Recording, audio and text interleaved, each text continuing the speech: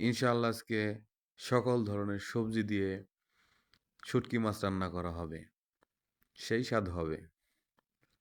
সাথেই থাকুন। প্রথমে পেঁয়াজ কাঁচামরিচগুলো তেলে ভেজে নেওয়ার পরে হালকা মাছগুলো ভেজে নেওয়া হলো। তারপর আদা রসুন বাটা দিয়ে দেওয়া হলো। এরপর একটু নাড়াচাড়া করার পরে সকল ধরনের মশলাগুলো এক এক করে দিয়ে দেওয়া হলো।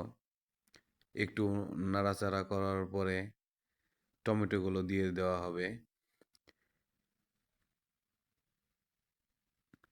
বাস টমেটোগুলো দিয়ে দেওয়া হলো। এখন টমেটোটা একটু সিদ্ধ হওয়ার পরে সবজি দিয়ে দেওয়া হবে। এক এক করে সকল ধরনের সবজি দিয়ে দেওয়া হলো। সবজিগুলো দিয়ে দেওয়ার পরে পানি দিয়ে সিদ্ধ করে নেওয়ার পরে ধনেপাতা দিয়ে সুন্দর শুটকি মাছ রান্না করা হয়ে গেল।